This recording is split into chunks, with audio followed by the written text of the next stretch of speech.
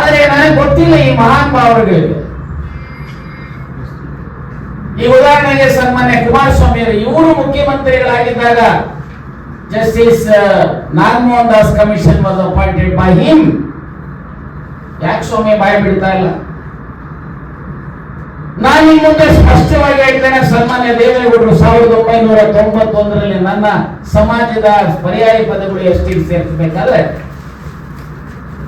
ದೇವೇಗೌಡರು ಅವತ್ತಿನ ಪ್ರಧಾನಮಂತ್ರಿ ಆಗಿದ್ದಂತಹ ಸನ್ಮಾನ್ಯ ಚಂದ್ರಶೇಖರ್ ಅವರ ಮೇಲೆ ಒತ್ತಡ ತಂದು ಇದನ್ನ ಮಾಡಿಸಿಕೊಟ್ಟಿದ್ದಾರೆ. ದೇವೇಗೌಡರು ಇವತ್ತಿನ ಪ್ರಧಾನಮಂತ್ರಿಗಳ ಮೇಲೆ ಬಹಳ ಅವರಿಗೆ ಪ್ರಭಾವ ಇದೆ. ಅವರ ಮನಸ್ಸು ಮಾಡಿದ್ರೆ ಇದನ್ನ 9th ಶೆಡ್ಯೂಲ್ಗೆ ಸೇರಿಸುವಂತದ್ದು 5 ನಿಮಿಷದ ಕೆಲಸ ದೇವೇಗೌಡರು. ಹಾಗೆ ರಾಜ್ಯದಲ್ಲಿ ಇರುವಂತ ಇವರೆಲ್ಲ ಇದ್ದಾರಲ್ಲ ಮಹಾನ್ ಭಾವರುಗಳು, MLA-ಗಳಿದ್ದಾರೆ, MLC-ಗಳಿದ್ದಾರೆ, MP-ಗಳಿದ್ದಾರೆ, ಬಾಯ್ ಬಿಡ್ರಯ್ಯ. ನಿಮಗೆ ಇಲ್ಲ ಅಂದ್ರೆ ಹೇಳಿ, we don't want votes of SC, ST ನಾವು ಕೇಳಿದ್ವಿ. ನೀವು ಯಾವುದೇ ಪಕ್ಷಕ್ಕೆ ಸೇರಿರಲಿ, ಕಾಂಗ್ರೆಸ್ಗೆ ಸೇರಿರಲಿ, ಬಿಜೆಪಿಗೆ ಸೇರಿರಲಿ, JDS ಸೇರಿರಲಿ, ನಿಮ್ಮನ್ನ ವೋಟ್ ಹಾಕಿ ಕಳಿಸಿರುವಂತದ್ದು ನಮ್ಮ ಕಷ್ಟಗಳಿಗೆ ಸ್ಪಂದಿಸಬೇಕು, ಸಂವಿಧಾನದ ಹಕ್ಕುಗಳನ್ನ ನಮಗೆ ಕೊಡಬೇಕು. ನಾನು ಇಷ್ಟೇ ಹೇಳ್ತೇನೆ, ನಾವು ಯಾರು ಸಹ ಈ ಹಕ್ಕುಗಳಿದೆಯಲ್ಲ, ಮೀಸಲಾತಿ ಇದು ಭಿಕ್ಷೆ ಅಲ್ಲ. ಯಾರಾದ್ರೂ ತಿಳ್ಕೊಂಡಿದ್ರೆ ಇದು ಭಿಕ್ಷೆ ಅಂತ ಹೇಳಿ ಅದು ಮೂರ್ಖತನದ ಪರಮಾವಧಿ. ನೋಡಿ, ಎಲ್ಲರೂ ಇವತ್ತು ಮೀಸಲಾತಿ, SC lady, ST lady, AA lady, BB lady, general lady, local authorities ಎಲ್ಲರೂ ರಿಸರ್ವೇಶನ್. ಮಿಸ್ಟರ್ ಮೋದಿ ಬಹಳ ಮಾತನಾಡ್ತಾರೆ. ಅಲ್ಲಿ 10% ರಿಸರ್ವೇಶನ್ ನಾನೇ ಪಾರ್ಲಿಮೆಂಟ್ ಅಲ್ಲಿ ಇದೆ, ನಾನೇ ಆ ಬಿಲ್ ಮೇಲೆ ಮಾತನಾಡಿದ್ದೇನೆ ಆನ್ ಬಿಹಾಫ್ ಆಫ್ ಕಾಂಗ್ರೆಸ್. ತರಾತುರಿನಲ್ಲಿ ತಂದ್ರು. ಅವ್ರು ಕೇಳ್ತಾ ಇದ್ರು ಅವರಿಗೆ 10%, 50% ಮೀರಿದ್ರು ಪರವಾಗಿಲ್ಲ. ಆದರೆ ಇವತ್ತು ಈ ರಾಜ್ಯದ 4 ಕೋಟಿ ಕನ್ನಡಿಗರ ಬದುಕಿನ ಸಮಸ್ಯೆ ಯಾಕಪ್ಪ ಮಿಸ್ಟರ್ ಮೋದಿ ಸಂವಿಧಾನದ 9th ಶೆಡ್ಯೂಲ್ಗೆ ಇದನ್ನು ಸೇರಿಸ್ತಾ ಇಲ್ಲ? ನಾನು ಕೇಳ್ತೇನೆ ಬಸವರಾಜ ಬೊಮ್ಮಾಯಿ ಅವರನ್ನ, ಆರ್ ಅಶೋಕರ್ ಅವರನ್ನ, ನಾರಾಯಣ ಸ್ವಾಮಿ ಅವರನ್ನ, ಶೆಟ್ಟರನ್ನ, ಬಿಜೆಪಿಯ ಎಲ್ಲ ಮುಖಂಡರುಗಳನ್ನ, ಏನ್ ಆಟ ಆಡ್ತಾ ಇದ್ರಪ್ಪ ನಮ್ಮ ಜೊತೆಗಿನ ಬದುಕಿನ ಜೊತೆ ಚಲಾಟ ಆಡ್ತಾ ಇದ್ರು.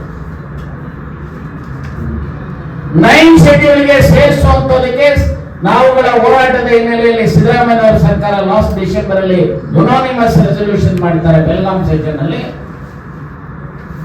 ಸಿದ್ದರಾಮಯ್ಯ ಅವರು ಮೊನ್ನೆ ಲಾಸ್ಟ್ ಮಂತ್ ಪತ್ರ ಬರೀತಾರೆ ಕೇಂದ್ರ ಸರ್ಕಾರಕ್ಕೆ, ಇದನ್ನ 9th ಶೆಡ್ಯೂಲ್ಗೆ ಸೇರಿಸಬೇಕು ಅಂತ ಹೇಳಿ. 16th ಏಪ್ರಿಲ್ 2026 ಸಿದ್ದರಾಮಯ್ಯ ಅವರು ಬರೆದಿದ್ದಾರೆ.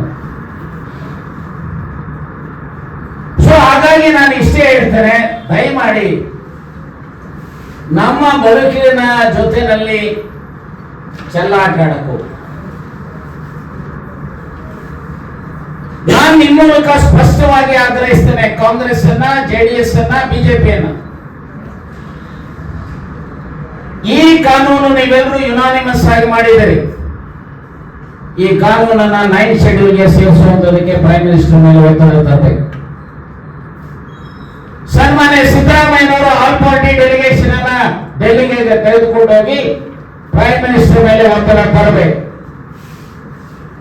ಹಾಗೆ ಪ್ರೈಮ್ ಮಿನಿಸ್ಟರ್ ಸಹ ವಿತೌಟ್ ವೇಸ್ಟಿಂಗ್ ಟೈಮ್, ಈಗ ತಮಿಳುನಾಡಿನಲ್ಲಿ ಕೊಟ್ಟಿದ್ರಿ, ಬೇರೆ ಬೇರೆ ರಾಜ್ಯಗಳಲ್ಲಿ ಕೊಟ್ಟಿದ್ರಿ, ಇಲ್ಲ ಯಾಕಪ್ಪ ಕೊಡಲ್ಲ?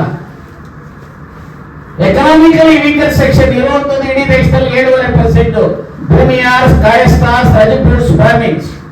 ನಾನು ಹೇಳಲ್ಲ, ಇಂದಿರಾ ಸಾನಿಸ್ ಕೇಸಲ್ಲಿ ಹೇಳ್ತಾರೆ 7.5% ST-ಗಳಿಗೆ, ಹಾಗೆ SC-ಗಳಿಗೆ 15 ಕೊಟ್ಟಿದ್ದಾರೆ. ಯಾಕಂದ್ರೆ ನ್ಯಾಷನಲ್ ಸಿನಾರಿಯೋ ತೆಗೆದುಕೊಂಡ ನಾವು ಸದನದ ಒಳಗಡೆ ಮತ್ತು ಹೊರಗಡೆ ಮಾಡಿದಂತ ಹೋರಾಟಗಳ ಹಿನ್ನೆಲೆಯಲ್ಲಿ 2019ರಲ್ಲಿ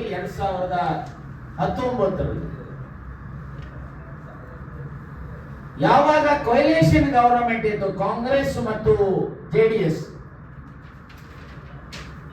ಕುಮಾರಸ್ವಾಮಿ ಅವರ ರಾಜ್ಯದ ಮುಖ್ಯಮಂತ್ರಿಗಳಾಗಿದ್ದಾಗ ನಮ್ಮ ಹೋರಾಟದ ಹಿನ್ನೆಲೆಯಲ್ಲಿ ಟರ್ಮ್ಸ್ ಆಫ್ ರೆಫರೆನ್ಸ್ ಅನ್ನ ಮಾಡಿ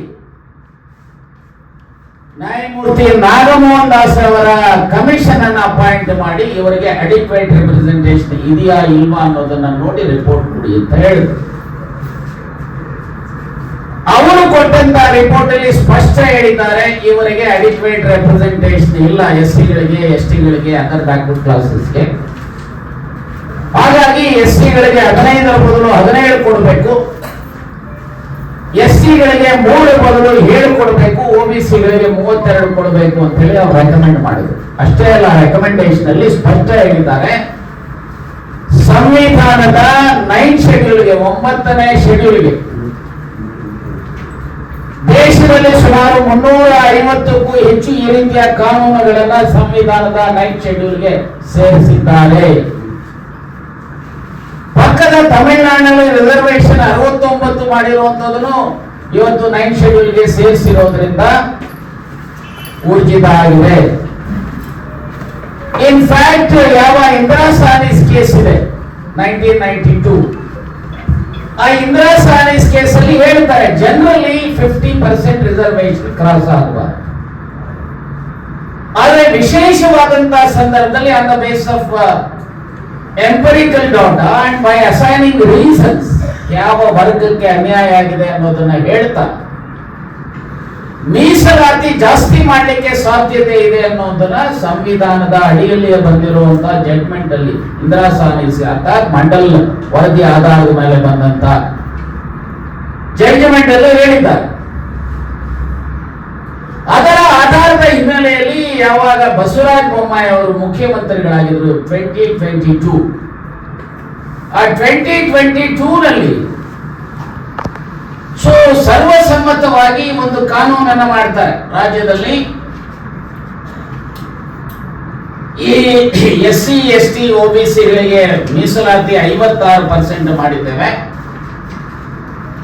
Karnataka act number 1 of 2023, the Karnataka Scheduled Caste, Scheduled Tribes Reservation of Seats in Education Institution and of appointments or posts in the services under the State Act 2022. So ಇದನ್ನ 9th ಶೆಡ್ಯೂಲ್ಗೆ ಸೇರಿಸಬೇಕು ಅಂತ ಹೇಳಿ ನಾಗಮೋಹನ್ ದಾಸ್ ಹೇಳ್ತಾರೆ. ಅದಾದ್ಮೇಲೆ justice Subhash ಆದಿ ಅವರ commission ಮಾಡ್ತಾರೆ, ಅವರು ಹೇಳ್ತಾರೆ. ಅದಾದ ಮೇಲೆ ಈ ಕಾನೂನನ್ನು ಮಾಡಿದ ಮೇಲೆ ಆ ಕಾನೂನು ಮಾಡಬೇಕಾದ್ರೆ ಬರೇ ನಮ್ಮ ಹೋರಾಟ ಅಷ್ಟೇ ಅಲ್ಲ, ಯಾವ ಒಂದು ರಿಟ್ ಪಿಟಿಷನ್ ನಂಬರ್ 16,852/2015 ಆ ಆಕ್ಟ್ ಅಲ್ಲಿ ಮೆನ್ಷನ್ ಮಾಡ್ತಾರೆ, ಕರ್ನಾಟಕ ಉಚ್ಚ ನ್ಯಾಯಾಲಯವು ರಿಟ್ ಅರ್ಜಿ ನಂಬರ್ 16,852/2015 ನಾಯಕ ವಿದ್ಯಾರ್ಥಿ ಸಂಘವು SC